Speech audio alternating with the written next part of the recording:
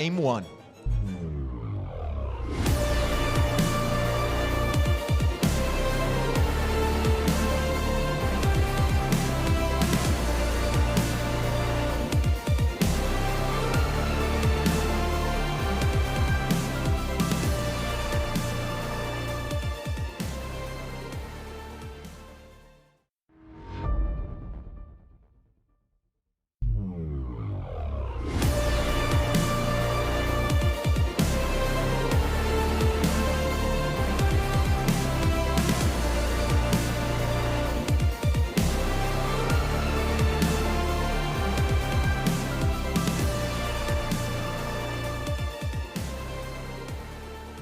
Welcome in, everyone. Crowd here in Hamburg and viewers around the world. We've got game one of Liry versus TheViper. The loser goes home. The winner advances to play Mr. Yo tomorrow.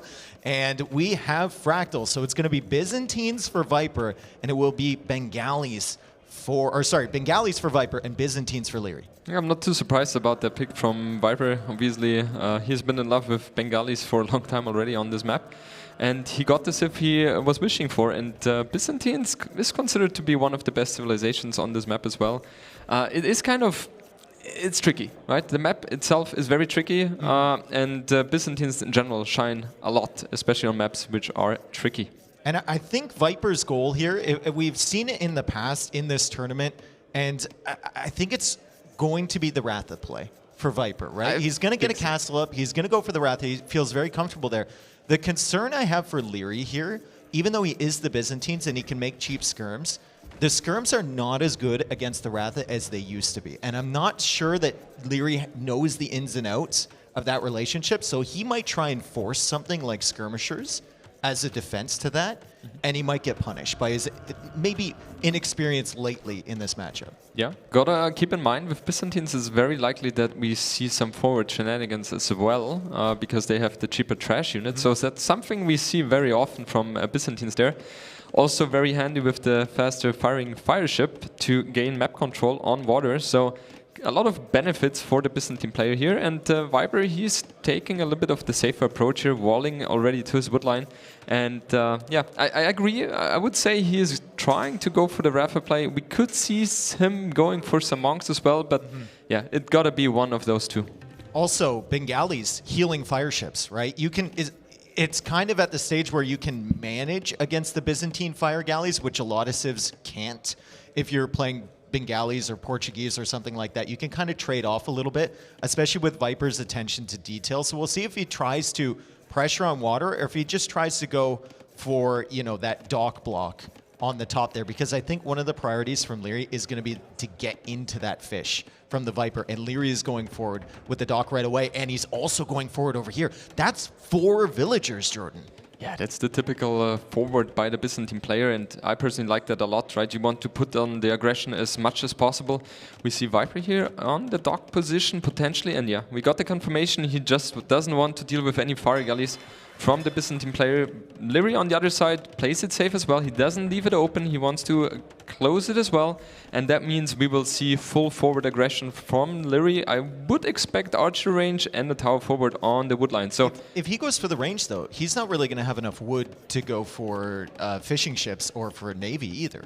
Yeah. So it's taking resources away from that water play, which you might want to focus on a little bit more if you're Byzantines. But the early wall for Viper really benefiting him against his forward. Absolutely. I mean, Viper obviously knows with Byzantines that's always an option you have to think about. And tower first. Yeah, tower first. He just wants to put on the aggression. Now, the main question now is how will Viper react? And we already see him. He doesn't want to have any tower shenanigans at all. He just plays it safe.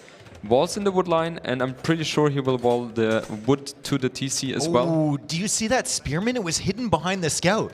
It popped out of the barracks at exactly the right spot, and Viper was probably like, how did I just lose half my HP? Yeah. The spearman was hiding behind the scout, and Viper was pretty confident in winning that scout 1v1, so now he has to back up from that. Liry's still 0 on stone. Viper walling behind this, and I wonder, because Viper went for that dock block with those 4 villagers up there, he might just take those around the shoreline to the very outside if he needs to run. Most likely, right? Because he cannot run to the TC anymore. That path is kind of blocked and it would be too risky, especially with the way he's walling. So that would be the emergency plan for him.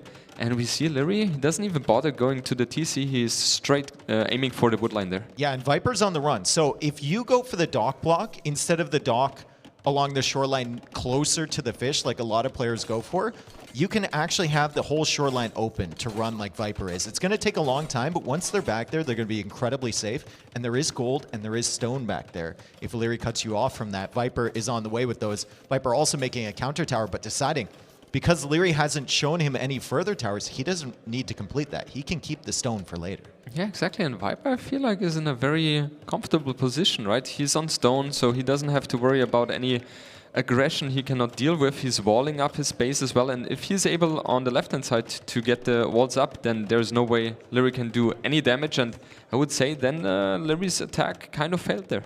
A very comfortable response to the forward here from Viper. I'm not seeing a lot of panic. It's like he expected this all the way. He went for the early wall. He moved the villagers along the shoreline like we saw, and this wall comes up just on time when he senses that Liry is going to come around to the left side of his base. He still is making fishing ships as well. So Viper's going to have 3 fish in the queue, and Liry doesn't have the resources to go for those fires at least early, as Viper now goes for a defensive tower on his berries. Yeah, very interesting. So we will see 4 fishing boats for Liry, and in the meantime, Viper is booming on the fish very heavily. Those 5 villagers have finally caught up on their task, managed to get the gold there. It was a long walk there, but they managed. And well, she's doing it again. Okay, she's coming back, and Viper now waiting for the wood for mining camp, which he's going to build back there. So extremely safe gold now that he's gotten around to that side. Yeah, I'm just thinking about how Liry wants to approach it now. We can see on his food account, food count is already at 400 roughly. So it won't take him too much time to advance to the next stage. Pretty sure he will be a little bit faster there. And now the question is, how do you want to approach it, right? With Byzantines, you obviously have the faster Imperial Age cost. And that's something which is very, very beneficial on this map because it's so close, right? So that's something he will have in mind. We already saw him play as Malay, and he went for the 1TC fast in play as well. So I would not be surprised to see him doing that as well. Yeah, and he's going to have the fishing eco behind that because I don't think Viper's going to come forward and contest that. I think the approach is going to be something that takes advantage of the forward position you already have, right? It could be a siege workshop in Castle Age to keep the pressure. It could even be a castle if he wants to shift more villagers onto the stone. But like you said, that cheap Imperial Age for Byzantines, it should be massive here. Yeah, absolutely. Viper building the market now, also upgrading wheelbarrow, so his economy is running very smoothly. Managed to get 10 fishing boats out already with the 2 docks pumping out, and yeah, now it's all about who reaches Castle Age a little bit faster. 200 food advantage here for Liry, and the scout fight is going to be Does very Viper equal. turn around and take that? Obviously. You just... Obvious. Oh, man. Viper, he wanted the 50-50. He loses the 50-50. Liry still can't get in. Viper has a decent amount of stone in the bank, so the Ratha is definitely the player, and he's using the market a little bit. Wow. He is actually the first one up to Castle Age. Liry does not have the second building yet, so a little bit of a timing advantage there for Viper. Not much, though. I know this feeling which Liry had to go through. Not having the second building? Yeah, that's... Everyone knows that feeling. It's crazy, right? You feel like the perfect setup, perfect economy, you want to click, and then you realize the icon is not really available. So that kind of hurts. You rush then the second building with a lot of villagers, but yeah, it's just a small margin, right? It's not going to be game deciding. We've seen this so many times in this map where someone is ignoring the idea of water pressure from their opponent. And then their opponent invests into War Galley, and you're like, is that really worth it? You know, once that dock goes down, though, especially if they're not expecting it, all the fish die. And then suddenly you're 10 eco behind, you have to drop farms. It's really, really infuriating when your dock dies and there's nothing to defend your fish. Yeah, absolutely. That is why I personally like this map so much, because it is so hard to balance, right? The right amount of how much you invest into land, how much do you invest into water. And the thing is also, the defender obviously has the advantage here because he has a little bit more time to react. And in the meantime, while your opponent has invested into the army, you're able to invest your economy. So it is very hard to balance. And we see Liry pressuring the dog though. So Viper got the information, and he will... Scout goes down. Scout goes down, and that villager comes out this way again. I wonder if he can add another dock behind that, like right up against the edge of that dock. So he has a... there it is. Yeah. The fallback plan for Viper. Add in a few galleys, maybe a demo from there, right? Liry thinks he can get through quite easily if he goes for War Galley right away, which he is. But there's going to be a follow-up dock from Viper if that villager doesn't get sniped. I don't think Liry can range that, really, from behind the dock. And there's the castle from Viper. There's the monastery from Viper. No secrets from Liry, though. He's Byzantines. If we look at his Fog of War on the center area, he's made so many outposts. He can see everything, man. He sees everything. He's like a satellite. Yeah, it's crazy. That is one of the biggest advantage of the Byzantines with the town patrol, which they have available to them right upon reaching Castle Age. And now with Viper, you obviously don't want to go into the fire galley fight against Byzantines. What he's doing is getting the galleys out and try to defend the dock from behind. You know what he could do over here? He could bring a monk along the shoreline. Yeah, we have seen that. And sit it right there and just convert the fires. I think he will do so. He will try to get the map control with the Rafa and then support his water units with the monk.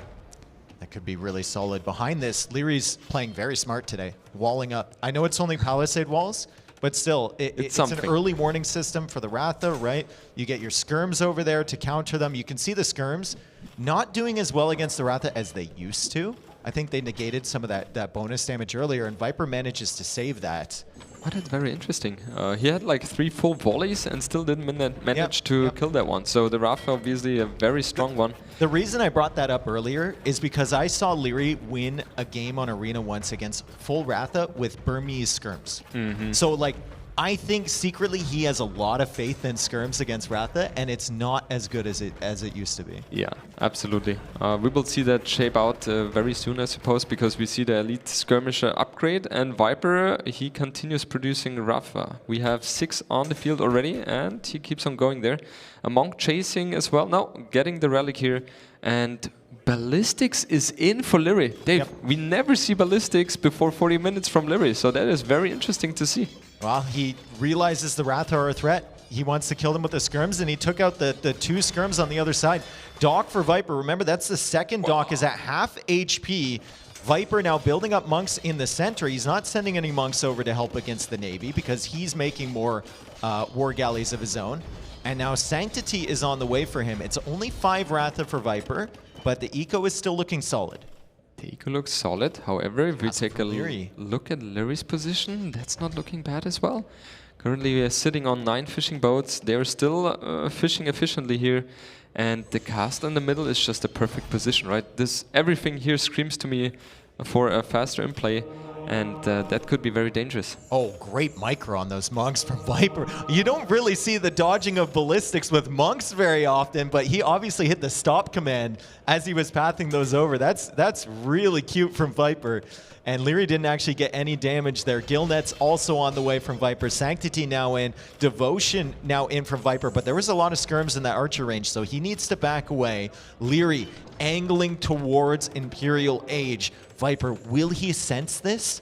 I think he still hasn't seen the castle. He hasn't seen the castle, and yeah, I think he sensed it to a certain degree because that's always something you expect from the Byzantine player. But I have to say, Liry was able to get so many skirms out, right? So he's having the map control. He doesn't really have to worry about anything. He's walled, so right now he definitely will favorize his position. Favorize? I knew it. When I had it in my mind, I was like, I'm sure for some Jordanisms here. Okay, it only took me 23 minutes. Favorizer. Oh no. It's begun. It has begun. It won't be the last thing. So Mangonel there, does Viper see the castle? Does Viper see the castle? He doesn't even see the castle. So if you see a castle like that, it's instant. Okay, he's going up to him. Yeah. Because why else would he make that as Byzantines, right? Yeah. He's got the skirm to defend. He needs a castle to make trebs once he's an imp, and unfortunately for Viper, his first notification of the castle is going to be on the Mangonel, and Liry takes that out. Great defense so far from Liry.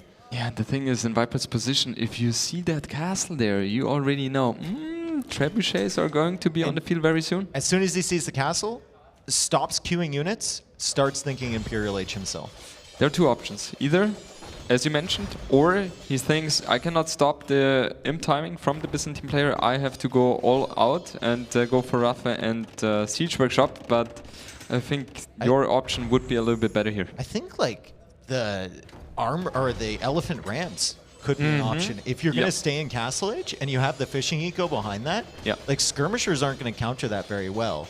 Exactly. If you can push the castle, that'd be fantastic. And now it's Liry actually being pushed back on water. But Liry's got a decent amount of navy in there. I think he's queuing up a demo as well. And he's got some war galleys behind. That's a Byzantine dock too. So it's going to take a little bit longer to go down.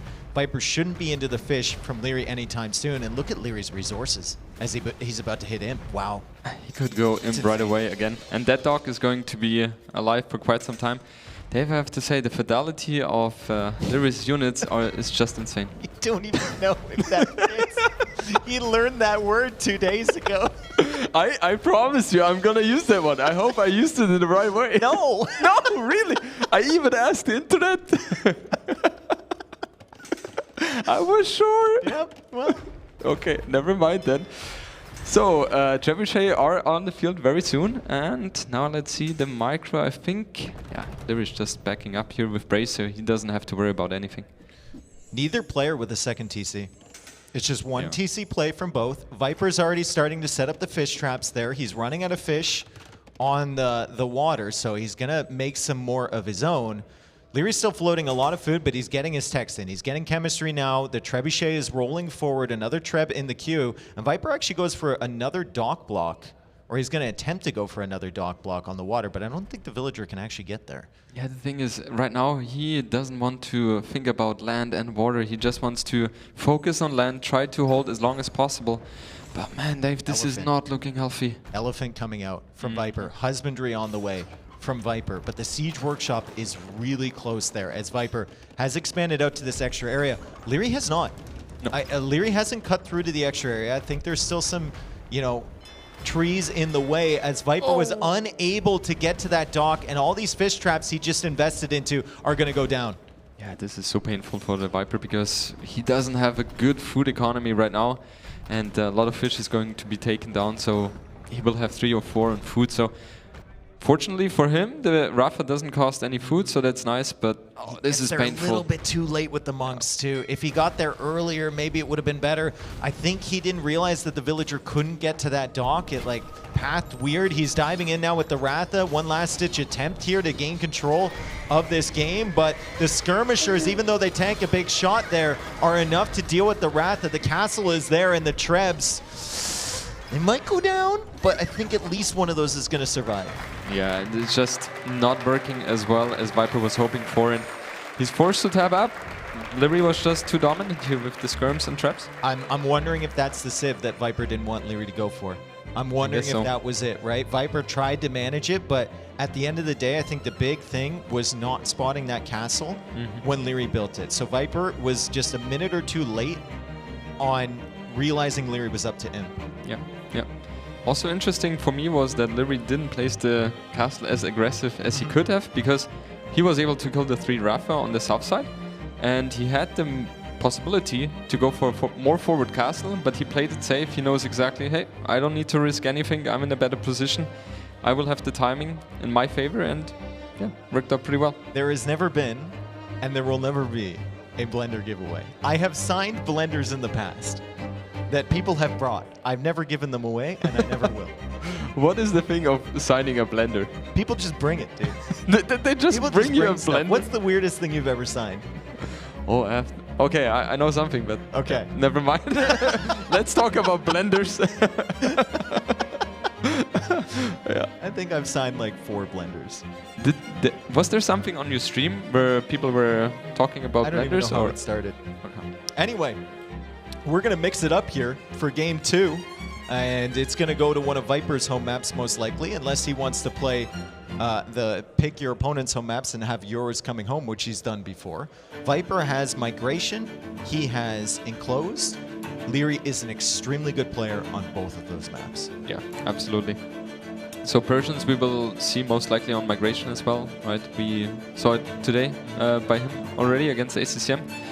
And Arabia, Mayans, we saw a good performance by Hera with Mayans on Lamp Madness, which is very similar to Arabia.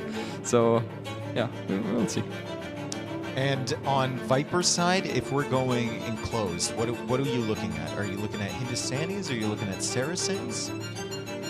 Burgundians could be very tricky on Enclosed. Yeah, play the Mr. Yo style and just sit back and make Custilier. Yeah, that could be an option. Vietnamese is always a great pick for literally any map, so that could be an option as well.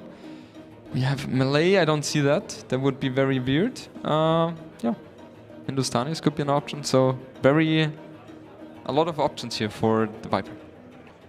Do you think Viper would have been happy with Fractal as the first map? I think he would have. Viper, you're asking? Yeah. For sure. And it's like a pure preparation map. Yeah. And he felt like he had a good strategy, right? Yeah. He prepared a lot for that. And yeah, I'm sure he's surprised that he lost that game here. There's a Norwegian flag behind us. Just as that person rushed up, we get the view of Viper and Liry here. But there is some Norway support as well. And looks like we're going to go into game number 2 here. Liry up 1-0 over the Viper, and it's going to be Migration. Viper playing as Malay. Great Migration Civ, really great on the timings, but also Italians for Liry. Exact same thing, great on the timings, great on Migration. Yeah, I personally prefer Italians, to be honest, because the advantage you have regarding the dock upgrades, they cost only 50%, right?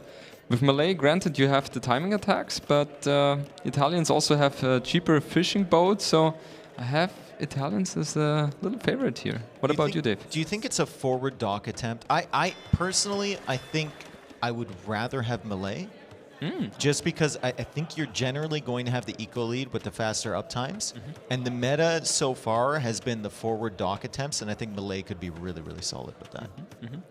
I think both of them will stay defensive in this matchup. I don't see neither of those civilizations. Well, I don't think you ever want to forward dock Malay. No, because if they have a dock there with their vision, they'll see it so quickly, and it's just luck at that point whether they have a dock in the center area. And I think both of them are very confident with their civilization as well. It was a high prioritization for both, so in general you don't want to take the risk here, play it safe here, and also it feels like to me the dock position is an indicator as well that we will see both of them playing defensively, because if you go for the forward dock, you want to have your dock very straight to the middle island in the front. That's not the case, so I'm expecting defensive play here. Maybe even go for the fast castle, which we rarely see on Migration. I mean, you could do it with both of these civs, right? And then if you feel like your opponent's going fast castle and you're not going for the forward dock, as we see the discrepancy. That is my word, Dave. Discrepancy between the vision between the Malay dock and the Italian dock. If you feel like your opponent's going fast castle and you're not going for that forward dock strategy, you already feel so far behind. So you kind of almost have to do it yourself. You have to. And that's the tricky thing about Migration. It feels like rock, paper, scissors. The one who ups to fuel age faster, and if your opponent goes for the forward dock, then you have the advantage. If you go for forward dock and the opponent goes for fast castle, then you have the advantage. And the other thing is if you go for defensive fast fuel age and the other one goes for defensive fast castle, then he has the advantage. So it's very, very tricky. And it feels a little bit luck dependent as well, and civ dependent. What if you go for a defensive fast feudal castle forward dock? What about that combo? That has never been done. Is that like the snake combo in rock, paper, scissors, snake?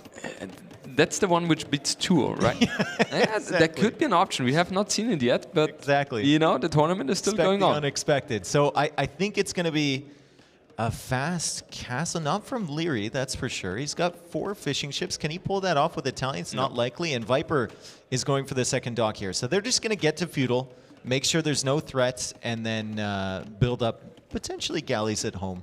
Yeah, they will. And also, the way both of them are approaching it is the safest one, because that way you can always adapt to any situation. You cannot die. Yeah. And you obviously know you might have the disadvantage if the other one goes for the fast cast. But it's not that big, and yeah, just the safest play.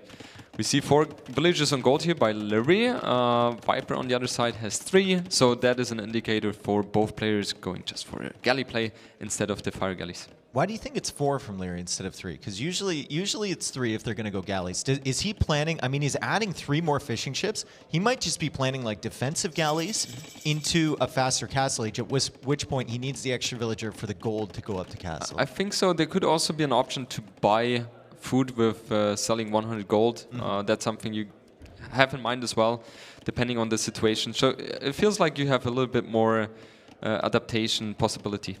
So Viper gets there first. The galleys are on the way. We see double bit axe for both players, and it's fire galleys from Liry. So more of a defensive approach. Try and stop Viper doing damage, and then try and click up to castle age relatively quickly from Liry, I would suspect anyway. So we have third dock from Viper. Okay. Yeah, third dock. Both players are kind of doing exactly the same thing. And now, for me, always the interesting part is how are they going to manage army production versus fishing boat production? 9 fishing boats for Liry. That will give him a boost over the 6 fishing boats of the Viper. So we will see how that is going to unfold very soon. Market is being placed here by Liry as well. So he's, you know, soon flirting with the idea of advancing to Castle Age. Yeah, and the 9 fishing ships, right? It was a big investment. It meant that he couldn't really go 3 dock galleys like Viper. And the fire galleys, at the end of the day, don't scale as well as the galleys. So Liry's just trying to keep Viper away from him at the moment before he clicks up to Castle Age. Yeah, interesting as well is if you see that, that is kind of an indicator that Liry doesn't really want to focus 100% on water. He wants to have the hybrid playstyle, fire galleys on the water with not too much micro and focus on the land. Most likely he will have some light cav there as well. And if you go for the galleys, you have to commit more onto the water because you have the strong unit, right? More micro-intensive, but also the stronger ones. You should be able to win water. The question is, how is he going to balance the land versus water play? So, very, very fascinating. As soon as Viper saw the fire galleys, he queued up 3 more fish. Oh, yeah. He's like, that is not coming over to my side. That is a purely defensive play. He's going to try and micro down the fire galleys on both sides while repairing his galleys. So great unit management thus far from Viper, and now he's angling towards Castle Age as well. Liry's already clicked up here. Viper will get up at a similar time with Melee, but a great timing and a great build from Liry. I'd love to see the transport ship from him come out soon as well, so we can get that scout to the middle island first. Yeah, that's something we will see very soon, I suppose. And now the crucial upgrade for Viper with the fletching. With fletching, you're able to push back those fire galleys very, very comfortably. But he seems to be playing not so aggressive. So maybe he knows on both sides it's going to be a little bit more micro-intensive, and therefore he wants to set up his economy properly before engaging in any sort of shenanigans. So transport ship comes out from Liry. He is likely to go to the middle of the island. If you're in Viper's position and you suspect that Liry, like you'll see his castle time, you suspect he's transported first, do you deliberately go to the side, or do you just land in the middle anyway? I would go to the side because you should know that the middle will be challenged by Liry very, very hard. And we have seen him play Migration, I think, at least 2 times in this tournament already. And Dave, I have to tell you, he loves those mangonels. Yes, he does. Well, on every map. The Arabia game yesterday, right? 22. Liry is just evolved into a mangonel beast. Like, and he never brings it out until he's got 2 or 3, and you can do nothing about it. Like, as soon as you learn that the mangonels are there, you're already screwed. Yeah, exactly. Gotta keep in mind, though, the previous matches he played, Dravidians was involved as well. They don't have any monk techs which allow them to convert the siege, so that's very helpful. Yep. So with Malay, that's a different story, obviously. Now War Galley upgrade is coming in 10 seconds, and once that is in, then those galleys will have to retreat here. Still no transport ship from Viper. Still no transport ships. So Liry got Loom. Liry transported the villagers over there. Liry's trying to block the galleys from Viper, but Viper squeezes his way through there, and he's going to retreat until he gets to Castle Age himself. Careening is an interesting upgrade for Liry. That makes these fires a lot more powerful against the galleys and eventually the war galleys from Viper. That's +1 armor on the fire ships, which is actually a big deal. It is a big deal. Usually we don't see it. However, with Italians, that's something you can get if you have the eco upgrade or the proper eco, right? Because it's just half the cost. And we see, I would say, a bad engagement here for the Viper exploding with the demo here, but there shouldn't be too many losses. I like the fact that Viper added the fire galleys in front of the galleys. So Liry is busy chasing those galleys, and the fire galleys are getting chip damage here on all of Liry's ships, and Viper's actually going to defend, except he's brought another army over to his docks, but it looks fine-ish as long as he can get some more fire galleys out there. He's waiting for the war galley upgrade to come through. Fish are running right through the fires. A couple of them are going to go down, but if Viper can clear this army of fire ships from Liry and have some galleys left over by the time war galley comes in, he should be fine. He should be fine, but for Liry, that is exactly what he wanted, right? He wants to put the aggression on water as long as Viper doesn't have the proper technologies in. And still no transport. No transport. It's university instead.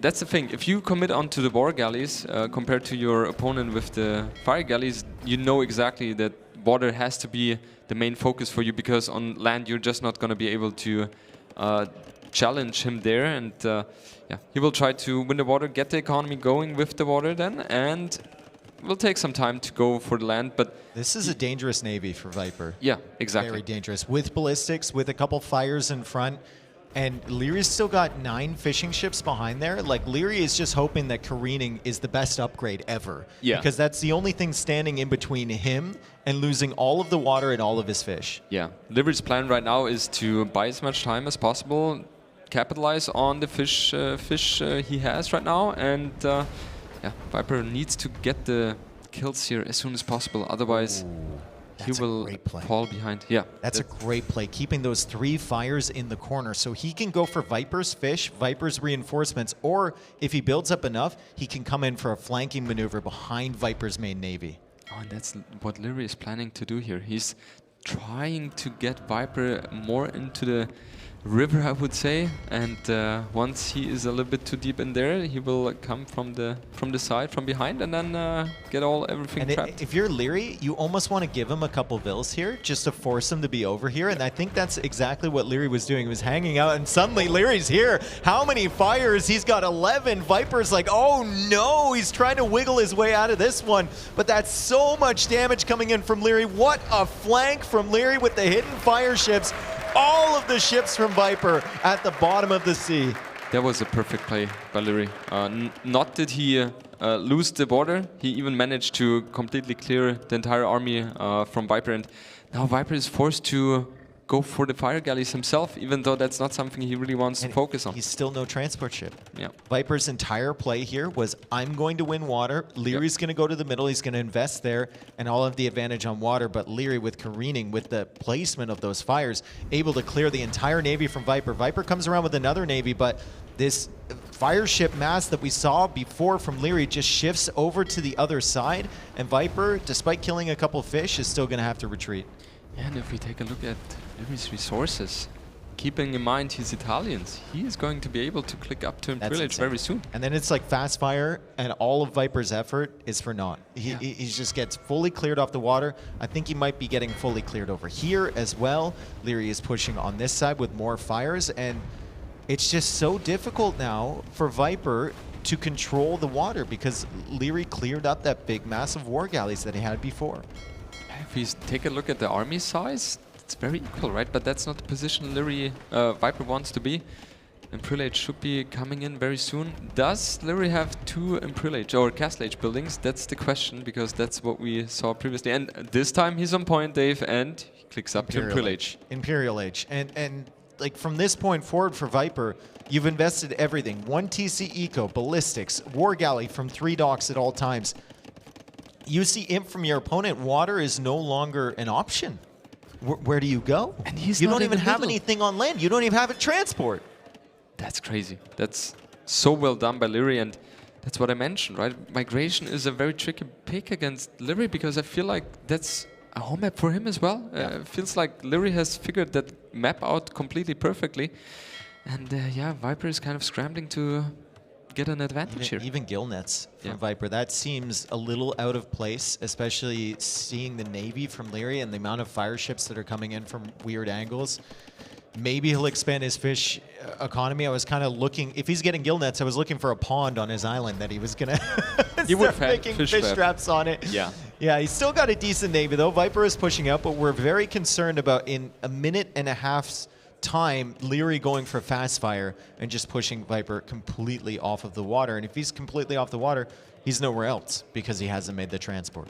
Yeah, I'm thinking, what options does Viper have here? He needs to get to the middle as soon as possible, otherwise he doesn't have any standing ground there. He will have a decent imp time if he continues massing res because he is melee. So it's going to take him, what, a minute and a half or something to get to imp, but that's a lot of time for Liry to get the techs in. That's a lot of time for Liry to expand his control in the center, to get all the relics, which he already has. 5 relics in the monastery in the center for Liry, and Liry is just not wanting to take this fight over here. He's just going to send the fire ships a little bit further back, keep them garrisoned in the docks, build up until he's in, and he can get fast fire. Yeah, this is just a dream scenario for Liry. Just backing up here, he needs to get the fast fire upgrade. And once that one is done, we are talking about 45 seconds remaining. Oh, he spotted the monks. There. He's got ballistics. He spotted the monks. That could be good. And Liry proves that he can dodge ballistics with the slowest unit in the game as well. That's no problem for him. He's always doing it another day in the office. And yeah, we see economy-wise, both are very equal, also in terms of resources collected. But there is one topic about economy. The other one is also about positioning and technology advantage, and that is clearly in favor of Liry. Yeah, fast fire is in. So tough for Viper. He's still got the fires over on this side, kind of providing him cover a little bit. But the war galleys aren't going to be doing much damage at all with careening and fast fire complete, as Viper also goes for careening himself. And now he's going to have to make a break for it. But look at home. All of his fish are exposed now. His reinforcements are exposed. And Liry's just casually controlling everything. If you look at this mini-map here, Liry is absolutely everywhere. It kind of feels like Liry is playing against AI. He's expanding so well, has the control of 66–70% of the map. Yeah, it's completely free real estate. It's insane. It's insane. And Viper is 3 seconds away. 13 war galleys. Probably not enough. Bracer comes in right away. Galleon tech should be a priority here for Viper if he can keep these war galleys alive. He's actually going to go for fast fire first. There's still a chance here for Viper. Like, there is a lot of water on this map. If you completely control water, you can do some dangerous things, but he's got to be running out of res on his home island. He still hasn't gone to the middle. He's got 1 gold pile left, stone pile, and a few trees, but 57 villagers on that little space. I think that's what he's basing his strategy on. Try to somehow win the water and survive with the resources. Look at the condos. They are ready, Dave. They are ready. They're expecting something nice. You're absolutely correct. This is like playing versus AI. Yeah, 100%. I'm not sure who's the AI, but... kind of both are playing like that. He's waiting for it, and Viper just got Loom. Viper has careening, and Viper almost has enough stone for a castle. So maybe the idea from Viper is, when I come to the middle, like right now, as he loads up the villagers, I'm just going to drop a castle right away. Liry should suspect that. He knows Viper's not on the middle at all, and he's got the military just hanging out ready to deny that castle. It feels like Liry in this game. Oh, he tried it again, and Viper's like, nah, I ain't playing that game, bro. He found it. He found it? Okay, yeah, never mind. It felt like he's running into it anyway, but yeah, Viper, he doesn't do the mistake twice here. Look at where he has to build the castle. It's so desperate. It's so that's desperate. The one spot that, Liry can spot it, but still, it's on the edge of that island. That is a waterfront property right there with that castle. And that's a desperation castle for Viper because there's nowhere else to go. Yeah, that is... In Viper's position, usually if you land the island, you want to go a little bit more forward to get more map control, but he is kind of fearing, he doesn't have the knowledge, but he's kind of fearing that there is so much position from Liry already that he's forced to place it on the edge here. And it goes up. goes up. It But goes up. the question is, how long is it going to survive? Yeah. Because that's going to be a main focus for Liry here. You know, it's actually kind of amazing. If you look at the res collected versus the map control and versus the way this has gone so far, Viper is not that far behind. He's got handcart. He's got like decent upgrades as well. Galleon upgrade just kicked. And now suddenly he's going for a TC on the middle as the Karambits come out to fight the condos. And Viper might manage to get himself a foothold on that middle island after delaying for so long. Yeah, he definitely will. He's slowly but surely expanding there. Water seems to be a kind of stalemate here as well, because it's so hard to be the aggressor here. So the focus will shift from the water play more toward the land, but Liry should have the clear advantage. However, very interesting, Viper has a 400 score lead here. Yeah, mostly because of the Navy. Liry tries it again. He's like, I like this corner.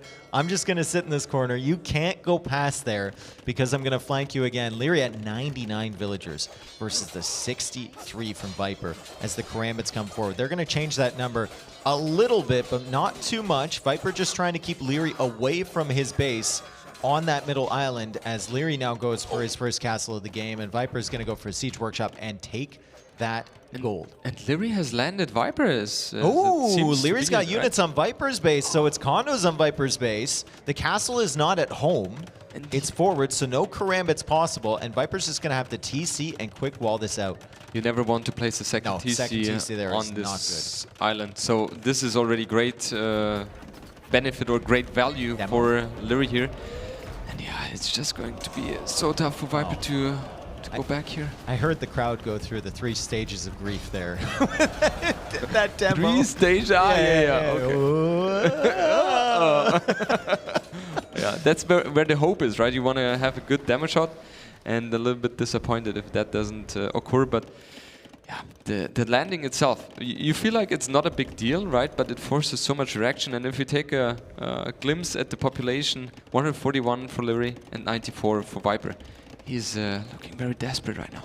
Yeah, Viper, I mean, he's almost got enough stone for another castle. The food eco is not looking great from him. He has managed really well to keep the villagers coming out of the TC, though. Like, 2 minutes and 13 seconds of idle TC time in a 34-minute game.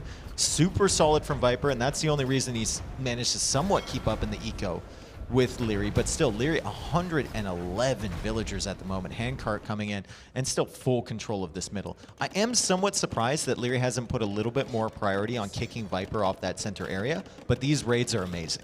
I'm surprised as well. It feels like even though he has spotted Viper landing there, he hasn't had a big priority on kicking him off there, but I guess he just feels very comfortable and wanted to shift the focus on landing Viper's main island, which is you know, very, very smart as well. Yeah, and these condos aren't a big investment for Liry. He's got plenty of gold. He's got good food eco. If he can distract Viper and keep him garrisoning the vills and not focus on pushing out in the middle area, that's perfect. As Viper, you know, sometimes I watch Viper in a situation like this, and I'm like, bro, where's the urgency? Yeah. You know, he's making 1 barracks with a villager. Yeah. And for the eventual pushback, it's like, dude, do you not see the same situation that we're looking at right now? You are stuck in a corner. Yeah. You need to do something, and he just doesn't seem to care. The perfect example is him building castles in random spots with 1 villager, right? Yeah. Very like, where's the urgency, as you mentioned. And now Liry, we finally see him going forward here with the siege, and I'm pretty sure we will see a forward castle by him as well. That's something he needs to add as well to have the siege safe there. Yeah, the Galleon's not really providing so much value for Viper, and that's a big part of that is that Liry is just non-stop with these fires. From both directions, right? He holds Viper away from his own base, and that castle is not messing around. That castle is knocking at the door to Viper's economy over there, if we can call it that, as Viper desperately tries to make a few more archer ranges. That's urgency from Viper. 3 villagers building a building is urgency. And Viper, GG's, Liry up 2-0 with an impressive display on migration. Maybe a little bit of a backfire on the strategy there from Viper. Yeah, very tough position now for the Viper. Being 2-0 down, you know exactly you have 3 match points against you. Liry still has 2 home maps of himself at hand. Yeah, I don't remember what was the last one. Enclosed, I think, right? Enclosed For the was Viper. Viper's home map. And the way Viper does it, he will probably save that till the last game. Yeah. He loves doing that, playing the 2 home maps of his opponent, and then he comes back strong on his final map. Or maybe, you know, he goes for whatever map gives him the most civ information. This is a big replay here as Liry manages to trap these galleys. I'd actually like to see that flank on the war galleys again, if possible. There it is. Thank you, production. Liry, such a great play to stick those 3 fires in the corner and then kind of bait Viper in with the villagers on the wood line and completely decimate this entire navy. Yeah, that was such a crucial moment as well, because everything Viper was hoping for to get the border control with his strategy Done. completely done, right? And I'm very surprised that, like, usually in those situations, of course, in hindsight, it's very, very easy to say. Nice Lower it down, lower. Jordan, can you unretire T90 official, please? Can you unretire Tato and T90 official? Or did they sign that? I guess they signed that. But why unretire? I don't know. I didn't realize Tato and T90 retired. I'm confused with those sentences. It's kind of like the opposite of the reverse sweep. It's like too many too many things in my head there. Also, don't think unretire is a word. It's not. No. But you wouldn't know that. No, like for me it totally makes sense. Pretty please. How can you refuse? I think you're coming back. He said please. He was so nice. I think the crowd is having a clear opinion on that. Who wants Jordan to come back? Anyone? They're getting more quiet, I feel. They're getting more quiet. Oh, they woke up. They woke up. There you go. How could you not? You know, after seeing that reaction, it's hard to say no, right? It brings a tear to the eye. Yeah. That actually makes me feel a little emotional. Yeah, just for you, secondhand emotion. Yeah, That's absolutely. a good feeling. But it's amazing to see such a great reaction from so many people. So thank you so much for that, and guys, also thank you so much for being here for this special, amazing event here. And you know, Viper now has a down 2-0. Down to 0, yeah, and has a very Cheers. big task in front of him. Yep, very big task because we look at the maps here. Arabia, one of Liry's best maps, if not his best map.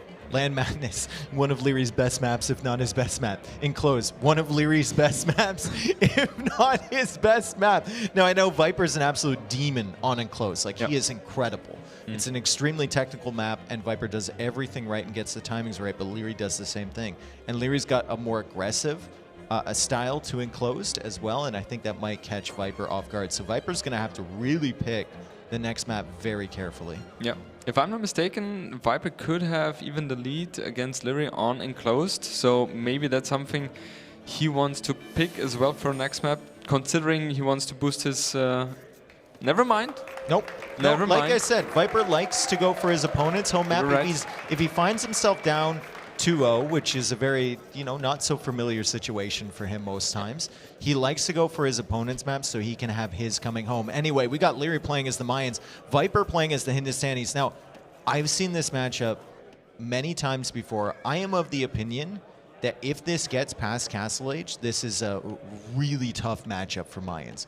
Ghoulems absolutely destroy anything that Mayans can do, but you have to get to that point. If you play into Ghoulems on this matchup and you actually get there, very difficult to deal with if you're Mayans. There is no unit for the Mayans. The Mayans need like 60 elite plumed archers with castles to hide behind because the Ghoulems will be coming. The Ghoulems beat Eagles. They beat the Eagles? Like cost effectively, in big numbers, cost effectively. And there's hand cannons from Hindustani. So you go Ghoulem hand cannon. Yeah. Okay, so that's a clear civ advantage then for... If you get there. For the Viper, exactly. You have to get there, and that's going to be a bigger task here, because with Mayans, they're just so smooth, especially with the 9 villager start. We saw Hera executing perfectly the Mayan play there. And Liry, he's kind of known to be a very aggressive player, so I would be surprised to see anything else from him. And I wonder how Viper is going to respond to... We will see archers, 100%. Will we see the Eagle edition as well by Liry? That's the question. Yeah, Liry, I mean, a lot of players have kind of shied away from that eagle approach. We saw it a lot 2-3 years ago, right? You know, because you played against it so often. Yeah.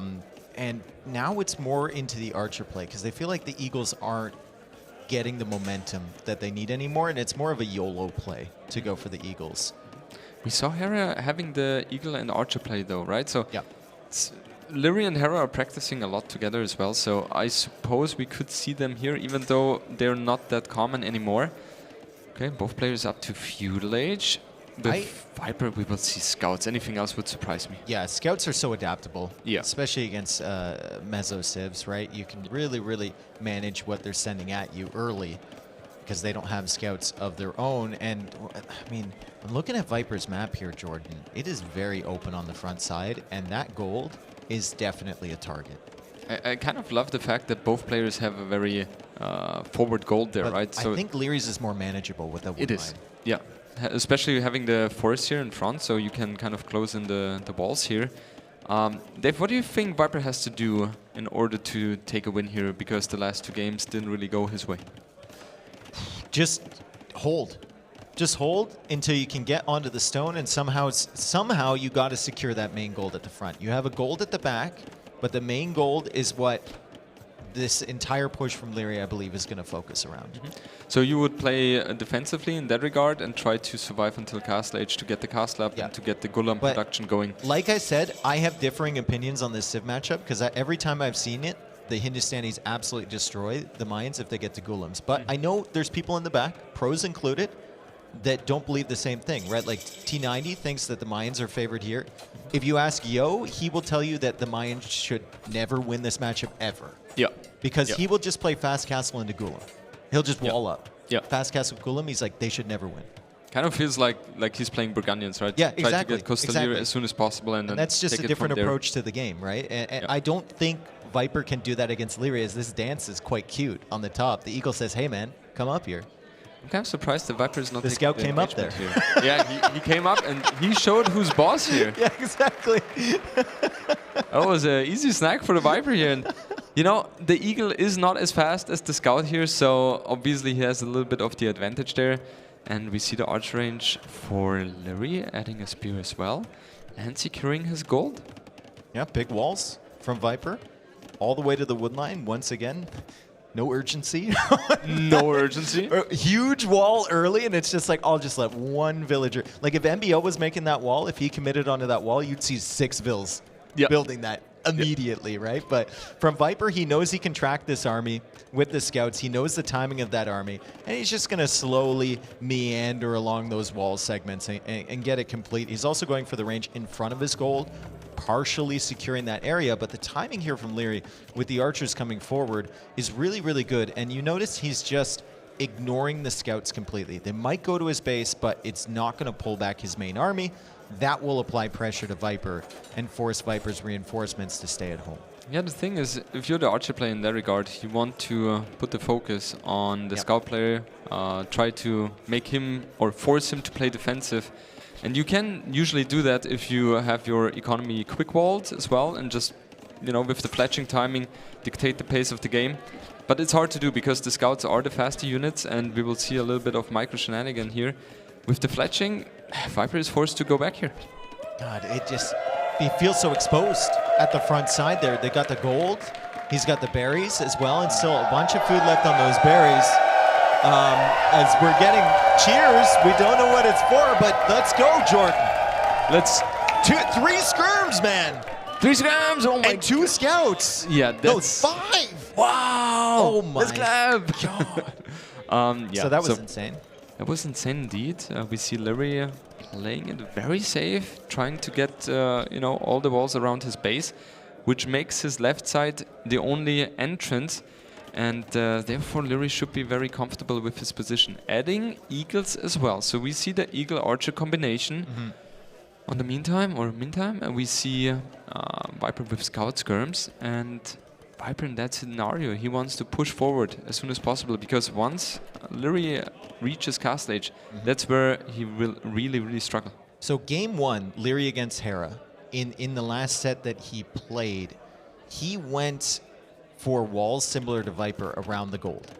So he made the walls. If we can look at Viper's gold right now, he made the walls like 2 tiles away, which is great to defend it, but when crossbows show up, they can still hit it. Yep. Lyrey's gold, a little bit further back, right? I think Viper should have taken the extra time and made the walls a little bit further, because in that game against Hera, we saw Liry get kicked off that gold by some sneaky crossbows, and that's exactly what Liry is playing into here. Yeah, it's a good point. It's a small detail, but it can be so important, right? So we will see a little bit later if that is going to be you know, causing a little bit of pain here for the Viper. We see the market is being placed by Liry, so he's focusing a lot on getting up as soon as possible. And you know, I've played Liry a couple of times already in my life, and a couple. Yeah. And it is very scary to face him with those timing attacks, especially with the crossbows. Is it like a jump scare when he gets up to Castle Age? You're like, is. oh. You're like, oh shit. You know exactly something bad is happening. You open the door and a dog is there. It always seems surprising how fast. Like, there's no reason. He's playing into archers, full wall, right? He made the spearman. He went forward. There's no reason he should be clicking up in like 10 seconds. Yeah. But it is. It's and you look at Viper's res. It Not feels the same story.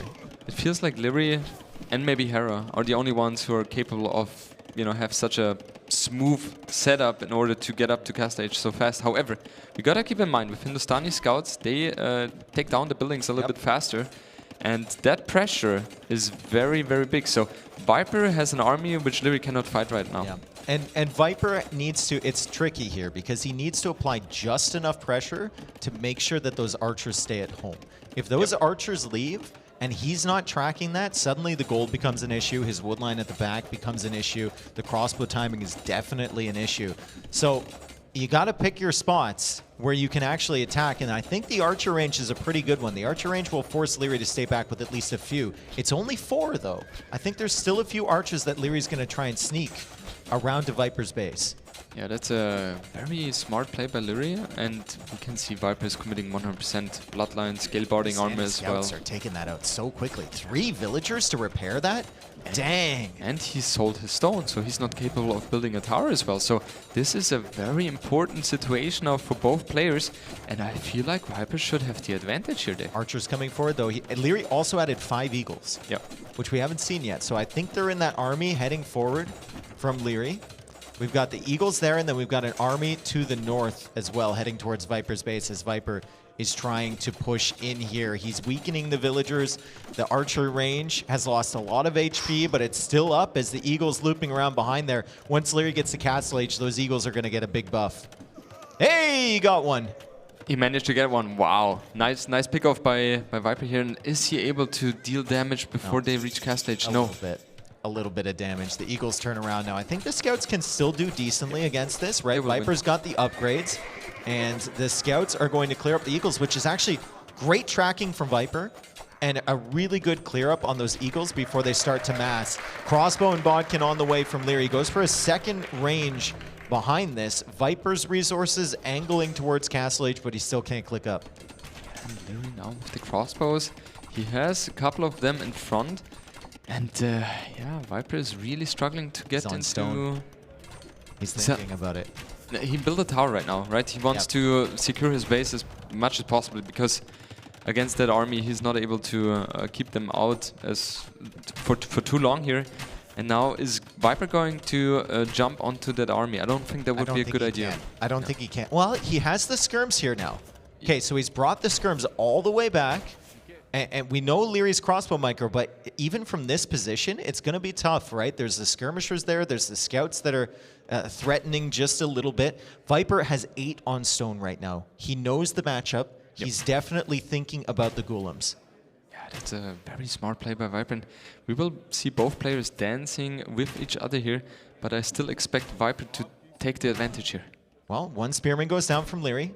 You got to definitely manage the spears if Lyrey's going to leave him hanging out in front. And Viper's trying to bait the spearmen into positions that the skirmishers can attack them. Couple spearmen go down. The scouts are still chasing the crossbows. And honestly, that's a fantastic clear up from Viper. He's going to lose maybe one more scout, maybe not. He only lost 2 scouts and a skirmisher taking out that entire army. That was beautiful. That was beautiful indeed. On the right-hand side, we see crossbows trying to deal some damage.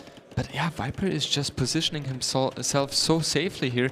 However, the tower on the stone is not perfectly placed. So if the crossbows are placed behind the stone here, they should be able to range the stone without the tower reaching the crossbows. And this kind of strikes me, all of these towers kind of strike me as like a, do what you got to do to get to that castle. Even if you're going to delay it a little bit, the problem, like you said, is the tower on the stone is not perfect at all. And that can cost him the game, honestly, because without having the access to the stone, where's the second one? That one is kind of exposed on the left-hand side, right? So way over there. That's not really an option as well. We see the Eagle upgrade as well for Liry, and 1 TC play for both players. Yeah, Liry sees that he's on stone, but he also sees 2 towers there. Liry will know what Viper wants to do. Is there a hole back there? Kind of looked like there was for a second. Liry's trying to check if there is one because he can't notice the bush in between, but definitely no hole, and he's just going to harass the wood line. Meanwhile, Liry's economy at home, perfectly scaling towards just making more crossbows as he goes for the quick walls. The scouts can't get in from Viper, and he's still applying pressure on this side. Do you think Viper should open like just elite skirm in this situation? I mean, there's still eagles on the field, but you've got 9 skirmishers. You're fighting up against crossbows. It is tricky. I think that would be his alternative solution if he's not able to get a castle up, and it kind of looks like that. Is there an option for him to buy a castle? He has 400 gold in the bank, so maybe. I think there is not going to be an elite skirmisher upgrade. We will see him buying the castle and try to get the golem out as soon as possible. His wood eco has been rough. That's the wood line back there. He had 0 on wood for a little bit. He's been under 100 wood in the bank for the longest time here. He finally gets to Castle Age so much later than Liry. Liry has 42 villagers. Viper has 45. And Liry is going to dive into the economy here. Viper, he thought he could keep Liry away with these 3 towers and the town center, but no fear from this kid as he comes in between 2 towers. This could be great or this could be a disaster. Yeah, this is looking so bad for the Viper here, and we have to say, Liry bought the castle. Yeah, but it's crazy. Liry has played that one perfectly, right? Because he knew exactly Gulam is going to be the unit which is going to kill him. And therefore, he didn't play it greedy. He played 1 TC all out, and he's able to deal so much damage. But the question remains, how good are the Gulams here? How good are they? Liry is underneath the tower. He doesn't want to leave there. He's probably going to lose the villagers on that side. Viper ships more villagers over to the gold. He's got the farms placed so he can bring the villagers back there. Wheelbarrow complete, so the food income is going to be decent. As Liry snipes a couple villagers, he snipes 4 out of the 5, and the Gulams are being massed. You have to get the +2 armor, and then you have to wait for like 4 or 5 to go clear up that army. Yeah, and I think Liry, the only unit he can really build in order to support his army properly is to have a lot of monks, right? Because the monks is the crucial unit here. Crossbows and eagles are not really trading too well against the Gulam. I think you almost have to just keep making crossbows and hope that Viper's eco can't catch up because you did so much damage before. The Gulams are chasing after those crossbows. Gulams are doing decently against the eagles. Viper obviously missing forging, he's missing iron casting, and he's missing the numbers critically on the Gulams because he just didn't have the economy after that huge raid from Liry. Yeah, he only has 5 Gulam versus the 14 eagles and 14 crossbows. That's going to be so tough for him. If we take a look at the economy, there's not a big difference, especially resource collected. Liry's not too far ahead there. And he's off the gold. This is why I wanted him to wall a little bit further out, so that the crossbows couldn't just range the villagers that would be mining that gold, and Viper could maybe wall behind. But those eagles are being ranged by the castle, so that's not the greatest situation for Liry to stay under that tower. Viper's going to drive him away, and Viper suddenly has 7 Gulams. Maybe he could catch one of these armies from Liry off guard. Viper also hasn't patched the hole in the wall at the back of his base. He's forced to quick wall everything. Great quick walls coming out from the snake. Liry needs to leave, and the Gulam mass just keeps slowly, the keyword is slowly, ticking upwards. Very slowly. We are at 8 right now, and now Liry... You need like 15. At least, yeah. And now Liry recognizes the situation, adding a second TC here. The question is it maybe a little bit too late? Because Viper feels like he's in a better and better position here, Dave. Viper's just going to keep massing the golems, and Liry hasn't rolled. Oh, yeah, that hurts. That hurts a lot. Double bid axe just now coming in for Liry, 27 minutes. He doesn't have any eco upgrades. Boy, and the golems are Nothing. clearing up the crossbows on the left side. They're also fighting some eagles over there. +2 armor for both. So the eagles outnumber the golem, and they're going to take that out. But here comes some more from the other side. Viper also feeling comfortable enough to stretch out to the extra gold and come forward with a few golems. Can this unit bring it back in this matchup? You mentioned the late second TC timing from Liry because it felt like he needed to go army. He's actually not that far ahead in terms of villager count. This is looking better and better for the Viper here, and that is so surprising for me. Once Liry had those +2 eagles and was jumping into the base of Viper, I thought Viper was dead there. Rushing the castle with 30 villagers, but he managed to get the units out which he needs in order to push back here. And the next minutes are going to be so important for both players. This is why I've seen Yo in this matchup just go like naked fast castle into castle. Yeah, it's just very perfect similar to unit. like his Burgundian build or something, right? Where he's just like, as long as I get there, Yeah, I'm gonna be fine. yeah. I remember him having, 20, 30 villagers less, but he knows exactly he has the proper unit. Oh boy. Oh boy, those crossbows are not fast enough to outrun these golems, and the golems get pass-through damage, so the crossbows are going to be caught out. The eagles need to run, and these crossbows are going to go down to the golem. Score switch here in favor of the Viper, and that's just a bad feeling if you're Liry. You know that this unit counters you. You know that Viper is suddenly cooking, and you see his score is ahead of yours after you killed that much early. That is not good. That's not a good story for him at all.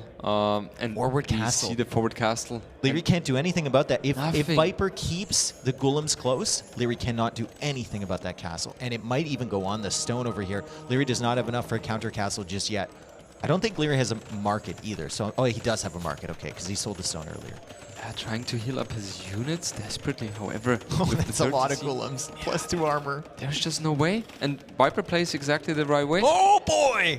There's the castle, up on the hill, on the stone, on the TC from Liry. Viper's got the golems over on the left side, but still some golems to protect this over on the right. Liry can definitely see that. He's also got some monks to support. He's very distracted. That castle should go up as Viper baits the monks over to the left side. Does Viper have enough golems over on this side to keep the castle from being denied? He could also quick wall here. He could also quick wall here. Viper's got to stop the eagles from coming in towards his villas. What is he looking at? The quick wall comes up. It's a gate! He can't hit the villagers, and the castle's gonna go up. That was so close. And look at this at the same time, Jordan. Yeah, this is just perfectly executed by the Viper, managing to get the castle up, managing to get a lot of villager kills here. And if you take at the village, look at the villager count, Viper is ahead here. So he's in driver's seat, and Liry is really trying to get back into this game, but it's going to be an impossible task, I suppose. think this is the exact matchup that Viper wanted on this map. Exactly the matchup he wanted for this exact reason. Liry is panicking. We don't often see him panicking, but this is surely some nerves setting in here potentially for Liry, as he can't do anything against this unit. He's got 50 villagers, 55 vills for Viper, 7 golems in the queue, and 17 on the field. Nothing to be done. The palisades are going to die. The villagers are going to die. And Liry calls the GG. It's a 2-1. It's interesting because a couple of minutes ago we had exactly the opposite. Viper with 4 army versus the 30 against Liry. And now it was just switching within a few minutes. So, yeah, Dave, I honestly thought Viper was dead. Yep.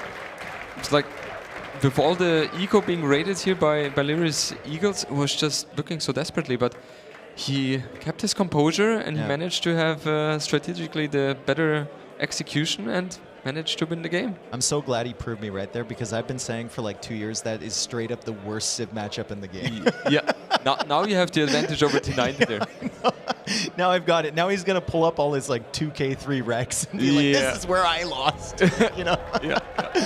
Let's go. Norway flag is out. The Viper fans are out. Liry's still up 2-1, but Viper suddenly got a chance in this set as we head on to either Land Madness or Enclose. I suspect that it's going to be Land Madness for Viper, and then he'll have Enclose coming home if he manages to win. I mean, you were right previously as well, so I'm not going to question that anymore. So if we take a look at the civilizations for Land Madness. So Portuguese, we saw Liry being playing Portuguese on enclosed couple of times. No, it was Mr. Yo, but I think Portuguese still is a good option here. Yeah. For enclosed, right? So on Land Madness, Portuguese could be good as well with the extra bushes, right? So I cannot really commit to a decision here. Can't commit to a decision. Well, I'm going to have to ask you, I'm getting word in now that we need you to commit to a decision. Jordan? To which decision? I don't know. Land Madness, what civ will Liry play? Okay, so Liry will play Portuguese. Portuguese? Yep. Okay.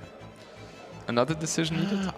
You know what? I don't love Persians for either map. I think they're good, but I don't love them. I think Liry might go Portuguese on Land Madness and then Berbers on Enclosed. Could also be a solid option. Thinking Persian's first pick. Unretired. And your logo! They did such a good job with that, man. Now the question is, was that handmade? Oh, it's hand... Is it handmade? No, don't look in the screen, dude. It's right here. That's handmade? Yeah, it's handmade. That looks amazing. That looks better than my logo. Jordan. Oh, that's nice. I like that's that. That's a nice drawing, Yeah. 100%. I like that. For sure. So Persian's first pick, there's just no way that he's not going to use that one. So I would be surprised. The question is, Persians on Land Madness or Enclosed? I see them more on Enclosed. I mean, it might be, you know, the mix-up, the civ mix-up we were talking about. But anyway, we have a short break here. The players need to rest for a couple minutes. We are going to take a look at our conversation we had with Liry earlier in the week.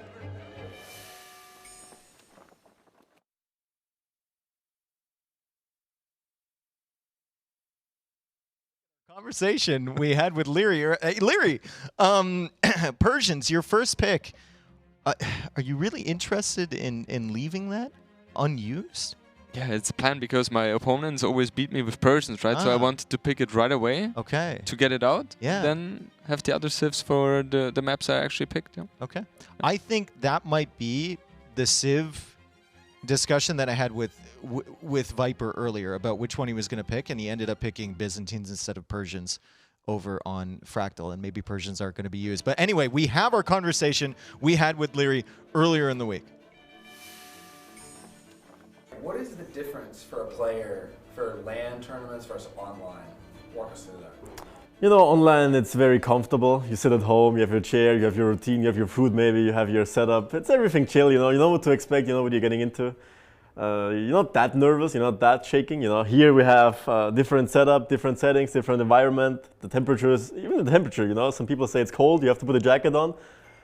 Everything is different, so it's a new challenge. Then you have the people, the crowd. That's a different factor as well, and obviously ping issue as well. Here you're playing with no ping, so you can actually play the game perfectly. So all those things play a role, and you know, every single one of those details play into the game, and it affects each one of us differently. For this tournament, there was a little bit difference of seeding. What are your thoughts on that? I think it was, well, let me remember the seeding. I think 1 to 4 were the invited players who got through by qualifying or winning through tournaments. And I think those players got seeded by the order of how they won their events. So first who got qualified, or first seed is Hera, because he won the first tournament, which he could qualify. Second one was ACCM, I believe. I think at least. I think it was ACCM, then third Viper and fourth me. I mean, it doesn't really matter that much, but I don't necessarily agree with the order. I think it should more be like, okay, those 4 players have to be seed 1 to 4 because they performed the best the last couple of months. And then you have to seed those players accordingly to their performances in the last 4 months as well, rather than just the order of the tournaments they qualified through. How do you prepare for double elimination versus single elimination? I think the same way as for single. I think this is the first time we have double elimination. I love it, honestly, because, you know, for all that you know, you could have 1 day off or something is off, a small detail, you're out, and then you're just watching for the rest of the event. Here you have a double chance, and I think it's still very hype, especially if you're then playing a decider from loser bracket final or knockout stage. So I'm a big fan of double elimination stage. I'm happy to see it. I think the settings are very good as they are right now. The first couple of games, best of 5s. Then I think once we have knockout games, and I think winner bracket final and semi-final, if I'm not mistaken. We have best of 7s and final best of 9. I always think final should be something special. Should always be set apart from the other games. So it should always be higher from the best offs. And the rest, I believe, best of 5s and best of 7 mix is pretty good. Which opponent are you looking forward most to play against? To play against? I could choose 2 ways to answer this. I could either choose the challenging hard one, which would be Hera, because I still have a revenge to take. Or I could be like, actually Kingston, because it's the first time I play him in a LAN event. I don't think I've played him in the last couple of years. So we'll be in something new and something nice, so I'm looking forward. How do you beat Hera? Because he's been quite dominant of late. Yeah, he's sitting next to me in the practice room, so maybe change some settings and he doesn't look. Don't tell him that though. Nah, I mean, he's still human. He also cooks only with water like we do, so he still makes mistakes as well. More rare than us, but there's still some ways. Do you have anything to say to the community? The community. I mean, keep going. You guys are amazing. That's the only reason why we're here today. I remember back in the days we played HD, then I switched to Woobly when I was 14, 15. And ever since, the community has been growing and growing and going strong. So the only reason we're here is because of you guys. So whatever you do, thanks for everything. And yeah, let's keep going. There's a book based on your life. Did you read it? If so, what do you think about it? Some people mentioned that. I haven't read through it all. I read like certain, some people told me about it, some verses. It's very interesting. I like it. I mean, who doesn't like to have a book written about themselves, right? It's like very specific, but I kind of feel proud and honored. Welcome back, everyone. We're about to head into game number 4. Viper getting a much-needed win. Liry still has a chance here to lose a game, and he's got one in hand, right? Viper, it's just end of the line if he loses this next map, and we talked about it earlier. Land Madness, Liry's very good. Enclosed, Liry's very good. It's an uphill climb all the way for Viper. I mean, Viper, as you mentioned earlier, he's not really used being in the position of having 3 match points against him, so it's a tough task, and especially against Liry, he's a very cold closer, and we see both of them very focused. I'm pretty sure we will jump into game number 4 very, very soon. Yeah, looks like they're in already. So Viper with his gamer face on, Liry always just looks so calm, doesn't he, when he's playing? You never see a reaction of this guy, except for maybe occasionally he gets a little bit frustrated when he doesn't micro something correctly. Yeah, and we saw something special today as well with the petards. Ah, true, yes. That's where we saw some reaction from him as well. All right, so we're going to Land Madness, so my suspicion was correct, where Viper wants to go to the home maps from Liry, so he has his own coming home.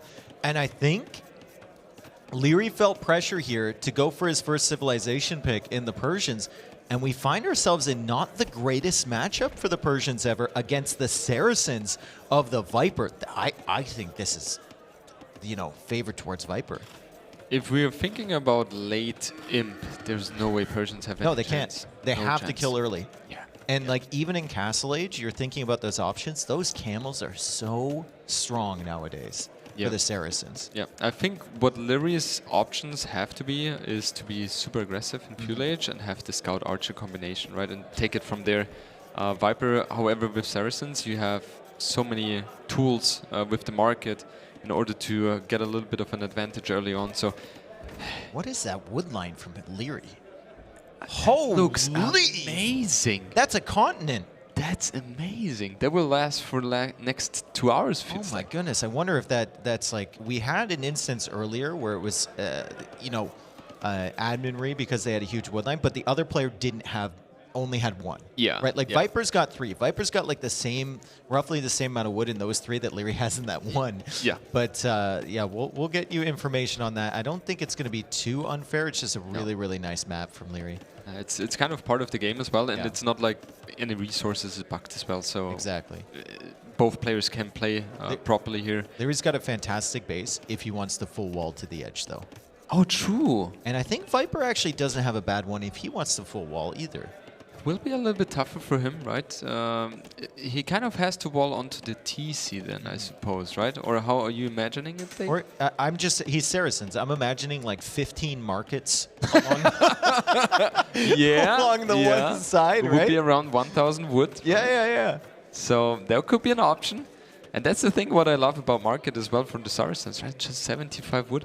That's really, really nice. I feel like people don't use it enough as a wall. Yeah, I agree. It's crazy strong. Yeah, absolutely. Especially in fuel age, right?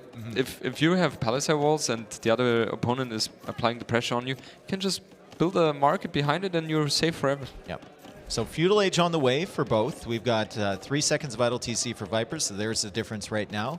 He spent a little bit of time pushing in the near, now he's going out to scout.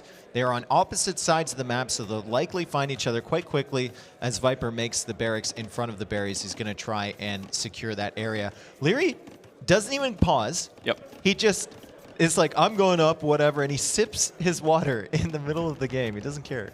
Most players would have paused Yes. here, right? But he's just like, yeah, whatever. Nothing important is going to be happening now anyway. We see 10 on wood for him, so most likely scout opening very standard for both players. No one is in gold, so anything else would be surprising. And the scouts make sense here. Mobile unit, get information very easily of what your opponent is doing. And we see the early walls coming for both players. God, it's just so good nowadays, the scout timing in these high-level games.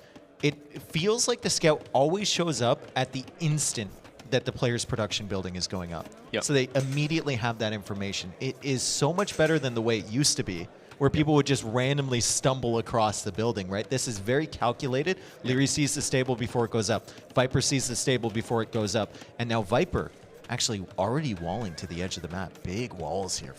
These are kind of the walls you were thinking about, Dave. So Viper and you are definitely aligned here in terms of you know, saving up your base here. Also hairline soon. Hairline, yeah. Viper's working toward that for sure. He's in a good direction. And regarding the scout timing, it's also way harder on Land Madness, right? Because on Arabia, for example, it's easier to realize where your opponent is. And on Land Madness, it's a little bit different because the resources are more scattered.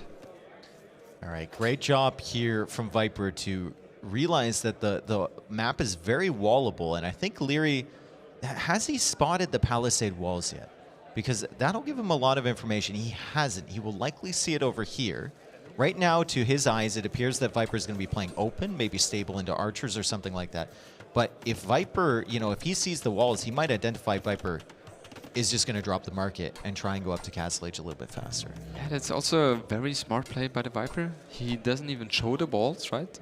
That's something he likes to do occasionally. And if Liry would see those walls, then he would have also the higher urgency here. But now he gets a little bit more information getting into the woodline, but I don't think he's going to be able to cause any havoc here. No, the scouts are chasing after. Viper's still trying to wall on the other side, and this tells Liry exactly what he needs to know. He saw the palisade wall at the top. He sees the palisade wall over here. He's not even going to try for that villager, I think, because he knows Viper will just quick wall that. That's the reputation helping Viper as Liry gets doinked by the spearman a little bit, and he needs to retreat. He needs to retreat. Of course, archer range up for him, so he's applying the pressure, as we mentioned earlier. However, is he going to be able to be in time here to cause some damage? Because Viper is about to close up the ball here. Yeah, but I mean, with the archer ranges there, with the only gold from Viper being over on this side and the berries over here, that was a nice little snipe on the scout from Viper as the archers finally show up. No spearman for Liry to accompany this. I'm wondering where his spearmen are. Maybe that's the red dot that's joining all of this stuff, but that spearman could be really helpful. Otherwise, the scouts can just dive on that archer and that skirmisher, and there goes the spearman right there from Liry. Exactly, and we see more scouts in production for the Viper as well. So he's forced to build a tower here. We see an engagement on the hill here. I think it should be a little bit better for Liry, but Viper is buying himself some time here. Yeah, nice snipe with the spearman. The tower is going up. I think Viper bought himself enough time to complete that. He's trying to pull the spearman from Liry out of position so he can snipe the archers, but the tower is complete, and Viper also has the market. So Viper, we might see him start to sell res soon, maybe start to angle towards Castle Age. I think there is a window here for Liry if Viper doesn't have the range, that Liry can do some serious damage in feudal, or even just idle the economy enough to put him far behind, and there's the range from Viper. He has to, right? Because otherwise he would be able, or Liry would be able to idle too much economy, especially the farms from the Viper. So he's forced to add that. And now with the scouts from Viper, I think he will try to go for a counterattack because there's not too much value they are adding at home anymore.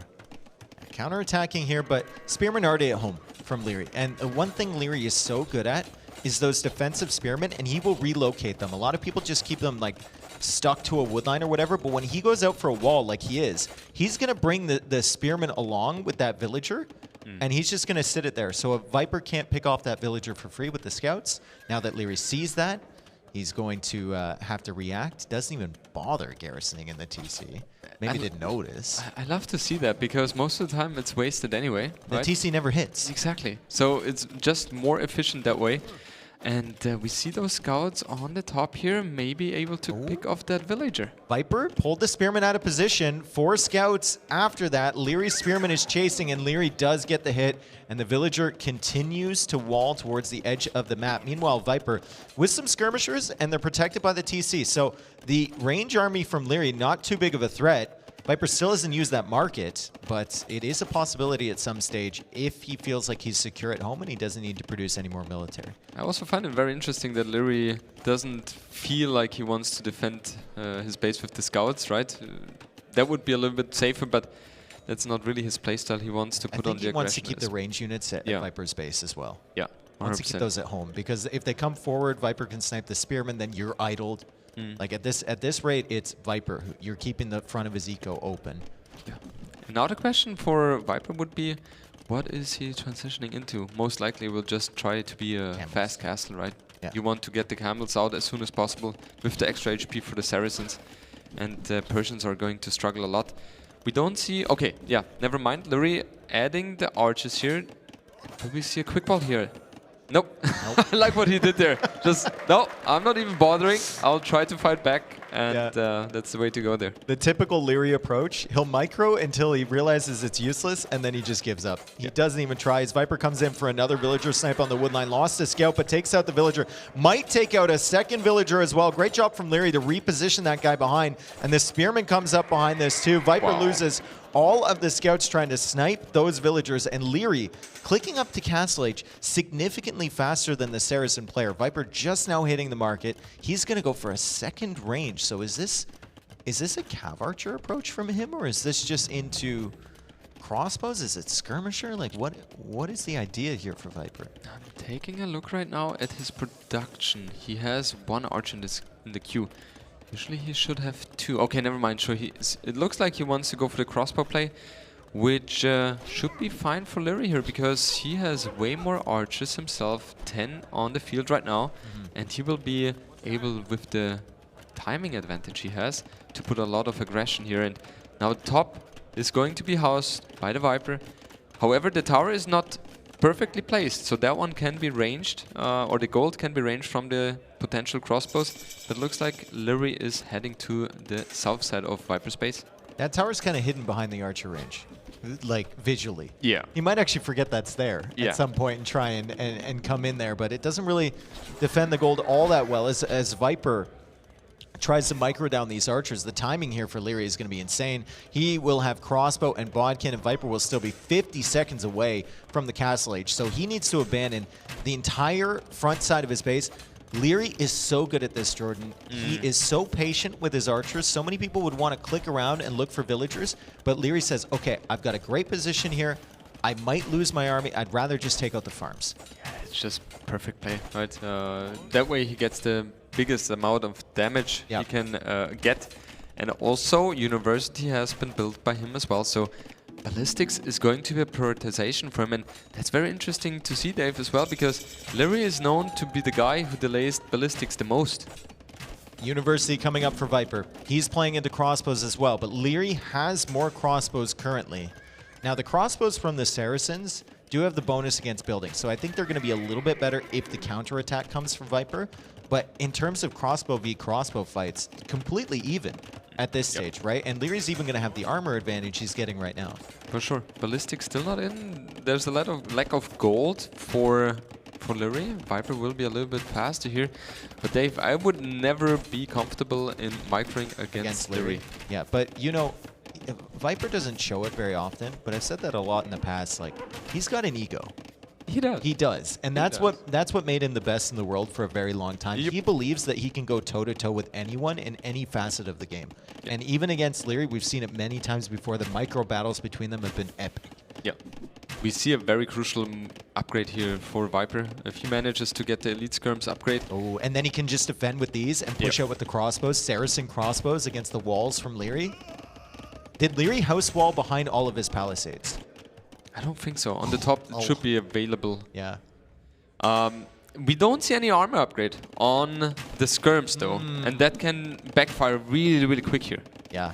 Ballistics is in for the skirms, but look at this from Liry. He's dancing. He's dancing in the middle of Viper's economy. He's just pushing in towards these skirms. He's identified. There's no armor on those skirms, and now he's in on the woodline, and Viper is charging this with villagers. He's going to lose some of them. He's waiting for his skirms to show up. Liry is there. He's trying to body block with the vills so that he can take out the crossbows with the skirms. Otherwise, Liry's just going to micro everything down. And that is the biggest difference, right? Having the armor upgrade, at least the first one, you need to have it in order for the skirms to, be able to be okay against the crossbows. But man, he's killing so many villages here. The value from these crossbows. You see 16 kills on that crossbow army. We can see the dead ones as well. So that's the amount of kills that Liry got with that raid as Liry now goes for a second TC, goes for the Siege Workshop. 51 vills for Liry. He's taking into the cavalry armor, so maybe some knights coming out here. 40 villagers for Viper as he adds the second TC himself. Still only 12 crossbows, 17 crossbows for Liry. And Liry's looking very dominant right now. Siege Workshop has been added as well, so we will see a Mangonel coming as well very, very soon.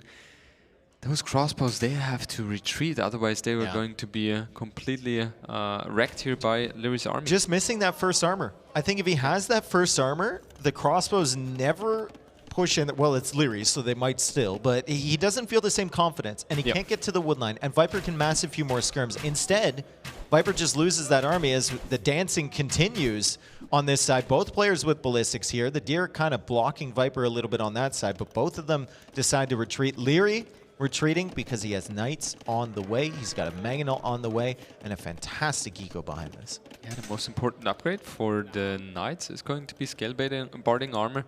Otherwise, he's not going to be able to engage against Viper's army. And yeah, I understand it, you know? They blocked him before.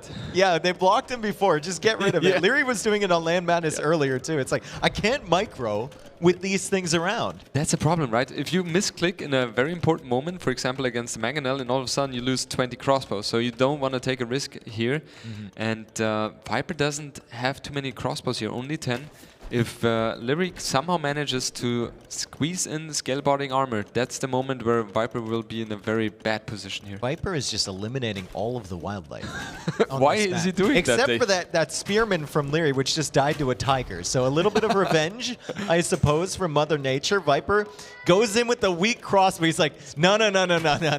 This is a very important set. I'm going to explore a little bit before I just dive headfirst in through that one-tile gap. Very smart, very important maneuver here from the Vipers. 600 score trailing behind compared to Liry. 30C has been added by Liry. Bloodlines on the way. And yeah, it's just scale-barding armor missing there. So that's going to be upgraded very soon as well. Siege Workshop has a flag in there. So Viper knows there is some big pressure coming very soon. And I think the only chance Viper has is to get a cast up as soon as possible. He's got to get that main crossbow army back over here quickly. But there's a Mangonel and there's a crossbow army in the way. There's a crossbow army almost intercepting the army from Viper. As Viper tries to micro against this, there's also a Mangonel. He will need to retreat. He's got 3 ranges producing crossbows. Crossbow production is no longer happening from Liry. He's fully shifted over towards the Knights. They don't have the +2 armor. And Viper's got a camel on the field, so maybe he can deal with this, but that's an impressive army from Liry. Viper can't fight anywhere near this hill. Yeah, no chance. The only option Viper has right now, currently, is with the Siege Workshop, but that one is going to be the main focus of Liry. 4 Mangonels on the field right now for him. He'll make a 5th. He might even make a 6th. He will make 10. Yeah. He will, at least, he loves them. Yeah. So Man, the farming eco from Liry is insane too. 34 on farms right now. It's crazy. Insane. economy-wise, Liry ahead, gathered 3,300 more resources. So that's a huge advantage. Gotta keep in mind, Persians produce the villages a little bit faster, so that's helpful. And we see the crucial upgrade here, +2. So the next 50 seconds, Liry will try to avoid the engagement, I suppose. Oh, nice attack snipe round. by Viper. Can Liry get this one? He does. Viper trying to micro down the other Mangonel. It's one hit away. He doesn't quite get it, but the Skirmisher finishes it off. One final volley. Liry was not producing crossbows in this entire moment, right? He's going into Knights. He's trying to get the +2 armor. If Viper manages to snipe the Mangonel and get enough crossbows here, there is a world where he can win these fights, get himself to the late game, and we talked about it earlier. The Saracen late game should be better than Persians, but it's going to be tough. It's going to be tough. What Viper needs, or Liry needs to do now, is to get a siege workshop up in the front, and now we see the engagement and the Knights. Oh, are they retreating or not? Well, I think Liry doesn't want to just fight the skirms and kill the skirms. That's what Viper's trying to make him do, so that the crossbows can get free shots. And Liry doesn't feel confident sending those Knights in against the crossbows. So he's going to retreat, and Viper even adding a third TC, so feeling a little bit more comfortable now. Only 13 villagers behind here for Viper with a fantastic eco from Liry. But he's stuck on Knights, so that fast imp timing that we see all the time, not going to happen this game. It's not going to happen. I like the decision by him, because Imperial Age is not going to be the moment where you shine anyway against Saracens with Persians. So you want to play all out Castle Age. Oh boy. Wheelbar coming in, and this Viper's is out in going the to be a weeds very here. crucial one. Viper is out in the weeds here with his army. He is out in the middle of nowhere. He's tracking the Knights at least with the camel. But I mean, what if Liry decided to go to Viper's base? Thank you, Vodka, for showing me exactly where I wanted to look. What if Liry just sent those Knights and ignored the crossbows? He's going after the army because he always wants to take that big battle. But I think there's also the option to just raid Viper's base. Look at this army convalescing over here from Liry. He has the crossbows behind. He's got a Mangonel following up. He's got the Knights pushing the crossbows away. These are Persian Knights to get the bonus damage against the crossbows. Viper could lose everything here. He needs to micro his heart out against these Knights from Liry. He gets on the hill, but the crossbows are right behind. I think Viper loses his entire army in this battle. It's just a question of how much Liry loses as the big shot comes in, and Liry is going to advance. Viper is out of the tournament. 3-1 for the kid. Very interesting. I felt like it was a little bit of a premature GG timing from the Viper. I felt like, yeah, he lost his army. He was definitely behind. However, maybe with some market shenanigans, adding the cast somehow, he could have stayed a little bit longer, but yeah, I mean, Viper is the better one to judge there. Yeah, I mean, it was really impressive management of all the armies there from Liry, and also really impressive tech switch into the Knights. His macro, I think, was very clean that game. Took advantage of the Persian TCs, and at some point, he just suddenly had 30, 35 farms.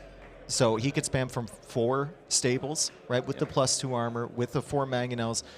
Super solid stuff from Liry. Now, the question moving forward is Liry looks so good against all the other players. Can he bring this level against Hera, and will this level even be enough against Hera? Yeah. The interesting thing is Liry will play against Mr. Yo first, right? And we have not seen them facing up yet in this tournament. So Yo playing absolutely phenomenal. This tournament, I'm a complete fan. He probably gave Hera the hardest time out of anyone so far. Exactly. Tata was very close as well, but it felt like Mr. Yo even more. He was even able to get 1 game. Should have won 2 games even. So it would not have been surprising if he won against Hera today. So yeah, let's see. Liry playing phenomenal as well. So it's going to be a banger of a set tomorrow. It's going to be phenomenal. I mean, sad to see the Viper go. I know he's got so many fans here, but he's still going to be hanging around at this event, and we definitely had some great moments with him. He had to play 2 sets today, so obviously fatigue might have been an issue, but I think during that set against Liry, he brought himself, like, he had a high level in terms of execution. Yep. It was just some of the strategies maybe falling behind, right? The Malaise strategy really sticks out on migration. You're not going to go to the middle at all. You're just going to play water. Does that ever work against Liry? Exactly. And migration, again, I will have a talk to him. Don't pick migration against Liry. I know, obviously, Viper feels very confident in that, but feels like Liry has the biggest winning percentage on migration after Hera there. And also the fractal game, right? Like Viper didn't identify that Liry was going up to imp that fast. He was a little bit late denying the Navy from coming in and killing his fish. And I think he reacted really well to the initial pressure, but then he misread some moments in the game. It wasn't necessarily the execution, it was just some of the timing, some of the strategy, and some of the tactics involved, all going in Lyrey's favor. Yeah, and that's also interesting. Liry is kind of known to be the fast imp guy. Yeah. Fast imp, perfect executor, aggressive player, but in this set here, we have seen a couple of times, he is just also very strong in terms of the strategical department. So against Mr. Yo, it's just, for me, so interesting because both players have completely opposite playing styles. What do you think, Dave? Who's going to win that one? I don't know. I'm honestly, Yo is kind of a slow starter in most of the tournaments, so I thought he was going to lose day one against ACCM. I had ACCM as the favorite, but he came out, he had 3 wins against him, and then he goes through the Viper, which is incredible, and then he should have been up 2-1 against Hera. Yep. And who knows, if that goes to game 5, who knows which direction that one's going to go. We could have seen Hera in the losers bracket. He ends up losing 3-1 off of a brilliant king snipe from Hera. My brain is telling me Liry, my heart is saying Yo. Okay. I think Liry could be a little bit of a favorite here. I think if we talk about history, he should have a lead in that regard. I think so.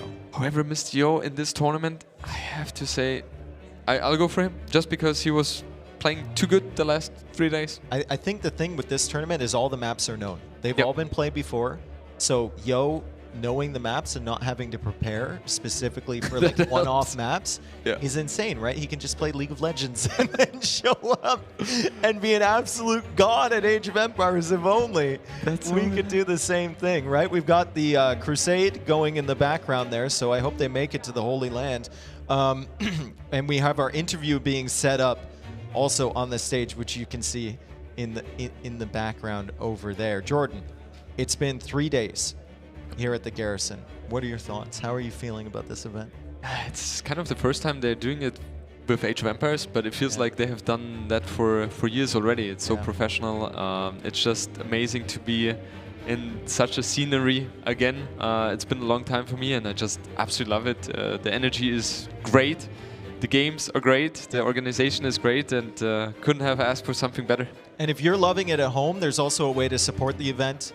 They have costs that they haven't yet covered, so we're, as a community, hoping that some generous individuals can help them out with that and maybe get a Garrison 2 as well. So we have that bar somewhere around here. I think the last time we were at like 2.5K or something, which is insane. Honestly, this community is so generous. Yeah. They also have merch available, which goes to support them. And of course, our sponsors for the event, which you can see down below. The interview should be set up soon. Until that point, I just want to give my thoughts on this. Like, this feels like a legitimate esports setup. 100%. You know, which we've had the castles. Obviously, the castles are once in a lifetime experience. I don't want to sell those short, but like when you look at this venue and the things that they've done here, it feels like I'm in not just Age of Empires, but any popular esports game, right? It's beautiful. The crowd is very interactive. We hear them all the time behind us. During the games, the crowd is full, even if you don't see it when it's in the breaks and they show and they're off getting beer, which we appreciate because the bar goes towards us as well. But anyway, we have our winner of this set, 3-1 over the Viper. We have Liry on the stage. You can hear the... Oh, sorry. We have KP with the Viper first. We're going to get his thoughts on that set and the entire tournament experience. So KP, take it away. Thank you to Dave and Jordan. Phenomenal casting from the boys. Phenomenal crowd as well. I am joined by the Viper.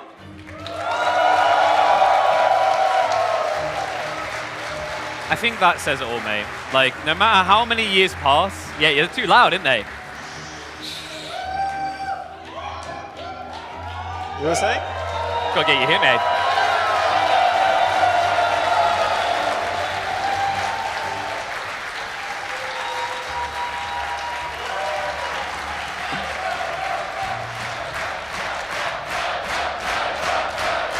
They ain't gonna let you talk.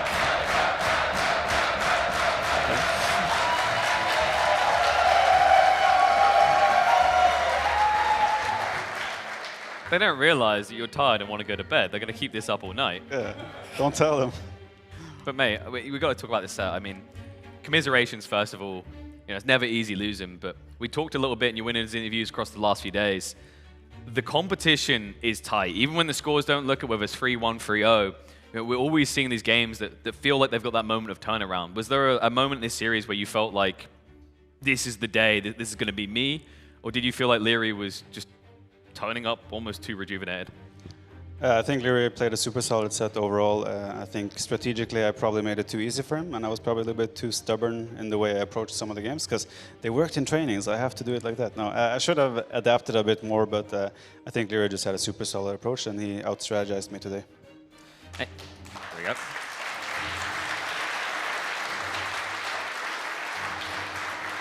Win or lose, it must always be heartwarming just how many people turn up for you. You know, when I went around and asked people, you were like the most common one to come up outside of everyone saying it's just going to be Hera. You know, what do you have to say to the fans there? Because I feel like it doesn't matter, even if, like, similar to Hera's doing it now, if we saw you win like 20 events in a row, I feel like people would still be cheering for you. I mean, I've had quite a lot of support over the years, and I couldn't be more thankful for how many people always show up and cheer for not only me, but everyone here, right? Every LAN event is an amazing experience because of people like we have right here, and everyone watching at home as well. So yeah, I'm honored and blessed to have so much support.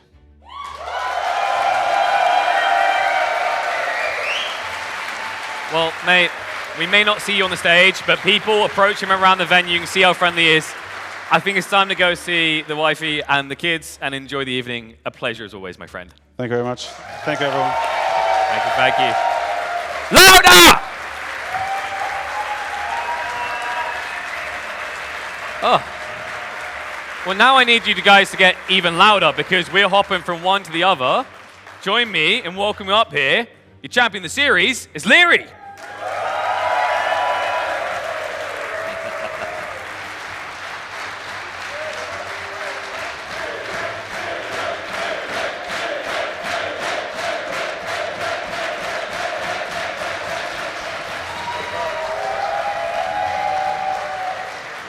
I think they know the bar's almost open. I think so as well. That's why they're clapping. Well, there's plenty of partying to come, and for good reason. You should be partying as well. I mean, let's talk a little bit about this matchup against Viper, because the interesting thing, I said at the start of the series, every time you guys meet, it goes all the way. What felt different this time around? I think I had a pretty good draft. Games were pretty straightforward. Still, every match could have gone either way, I felt like. Especially the migration game. I thought the game was over in Castle Age. And then suddenly he always has score lead and he was still ahead. I have no clue how. I felt like I didn't do a single mistake, played perfect, and somehow he's leading. So it was a bit confusing, but in the end it turned out well. Well, how are you handling like the overall flow of things here? Because, you know, it's been a long day. We were just talking a little bit over there about how kind of tiring it is. And it almost feels like anyone here, if you just show a little bit of fatigue, a little bit of not 100%, they're going to wipe you. Yeah, we saw with ACCM earlier, and every match so far has been a banger. And if you don't show up your 100%, very likely you go down. So highest competition ever, and there's a reason for that. Oh, yes. Talk to me about tomorrow, because we've got to lean on a little bit. You know, it's Yo, it's Hera. You know, what are you taking forward from that Hera series? What have you been looking and seeing for Yo? Like, how are you feeling confident-wise going into the final day?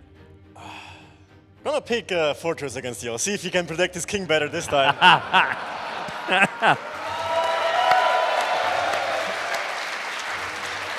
You know, I'm going to be a discount Jordan here because you started to talk about the games a bit. We're going to look to actually go over the games here. We've got a segment sponsored by Samsung, so insights for Samsung here. We're going to go through your games, start with game one, and I'm going to run you through your thought process. You're going to tell me kind of what you were thinking here. So, production, take it away. Yeah, hype up the...